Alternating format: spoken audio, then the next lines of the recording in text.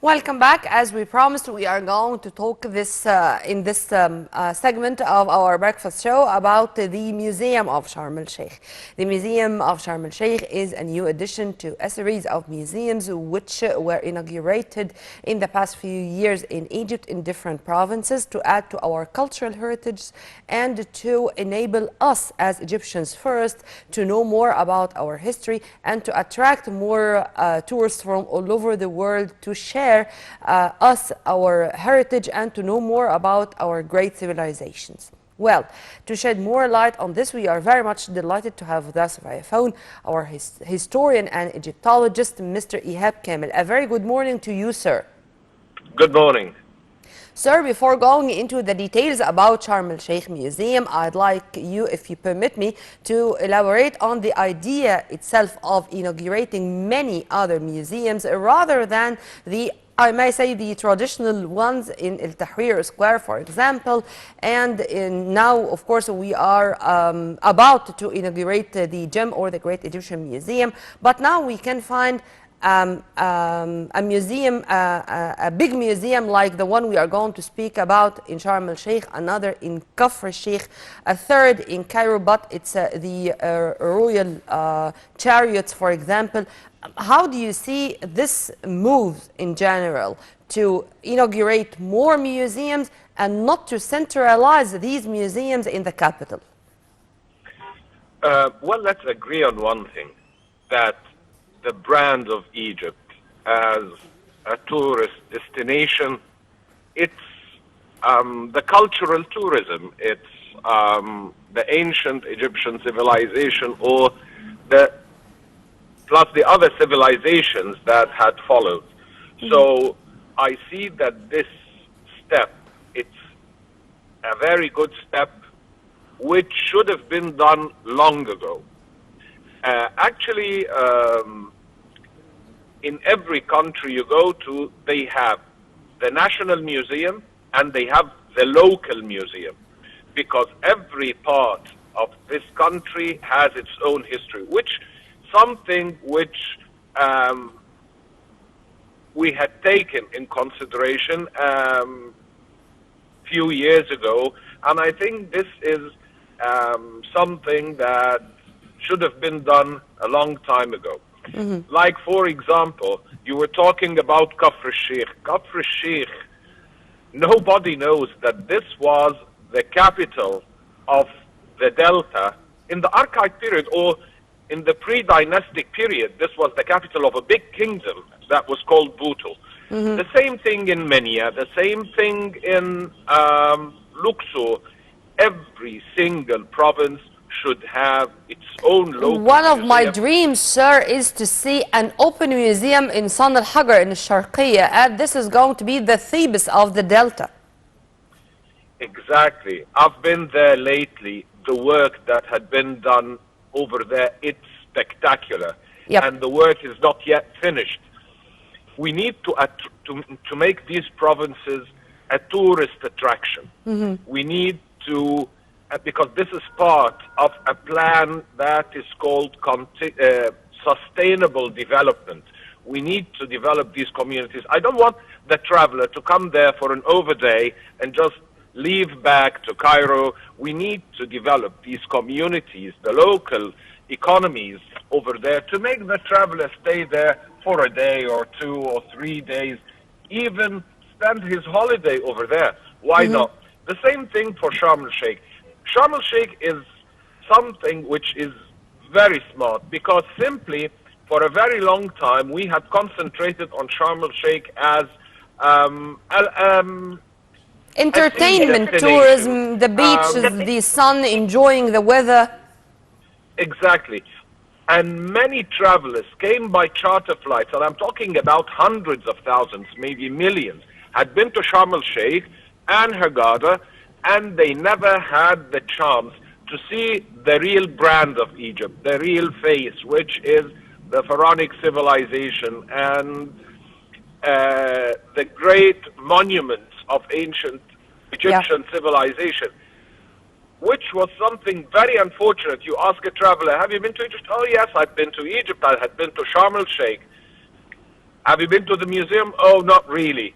Have you seen Tutankhamun's mosque? No, which is really a pity that It's a big loss, but now the millions case is of totally people. different. So let's go to the museum with you, sir. And would you please elaborate on the holes we have inside the museum, and particularly, this is a special request, the Hathor corridor.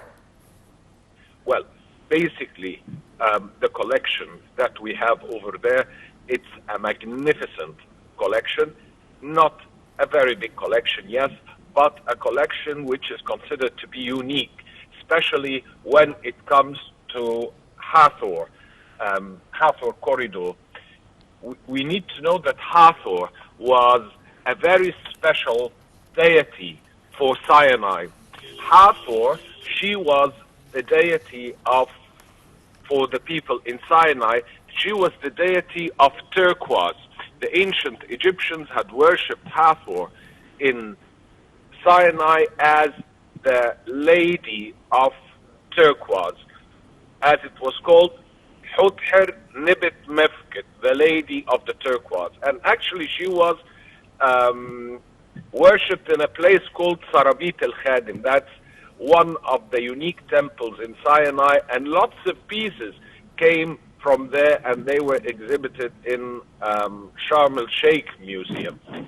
Hathor, for all the miners who had worked in Sinai or in Sarabit al-Khadim, she was the deity that was responsible of providing them with, like what we say, their bread and butter, the turquoise. That's why her temple is still located over there, and it's one of the unique temples because it's not built in the traditional way like any other temple. All the pieces that came from Sinai, lots of them were related to the goddess Hathor because of this, and that is why they had given a great deal of care to her exhibition in this museum.